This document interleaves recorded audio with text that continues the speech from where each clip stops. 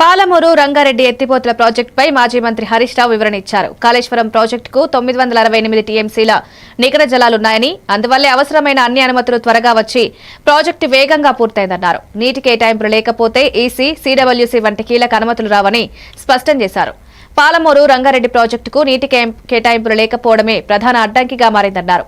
అయినప్పటికీ అప్పటి ముఖ్యమంత్రి కేసీఆర్ 27,000 కోట్ల రూపాయలు ఖర్చు చేసి ప్రాజెక్టు పనులు ప్రారంభించాలని గుర్తు చేశారు. సెక్షన్ 3 అమల్లోకి వస్తే 170 టీఎంసీల నీటిని సాధించాలనే పట్టుదలతో ముందడుగు వేశామన్నారు. ఇక్కడ ఒక ఇంపార్టెంట్ పాయింట్ ఏంటంటే, ఒక అబద్ధాన్ని చెప్పే ప్రయత్నం చేసింది. బీఆర్ఎస్ పార్టీ పాలమూరు ఎత్తిపోతల పథకాన్ని 2 టీఎంసీల నుంచి 1 టీఎంసీకి తగ్గించింది. అసలు పాలమూరు పనులే జరగలేదు అని నిన్న మొన్న రేవంత్ రెడ్డి గారు, ఉత్తమ్ గారు అసెంబ్లీలో మాట్లాడడం జరిగింది. మీరు చూడండి, ఇక్కడ విత్ ఆధారాలు చూపిస్తున్నాను నేను మీకు.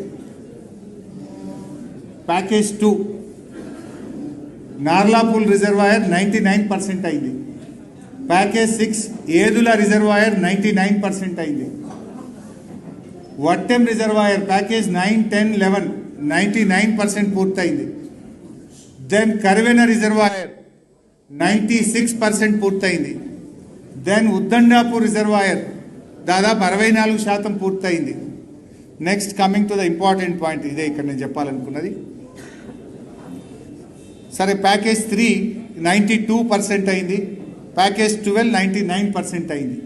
యాక్చువల్గా ఈ ప్యాకేజ్ 3 ఏదైతే 92% అయిందో, ఈ 92% ఈ 2 ఏళ్ల కాంగ్రెస్ పాలనలో 8-10% పూర్తి చేస్తే 50 టీఎంసీల నీళ్లు నిలుపుకునే అవకాశం ఉండే.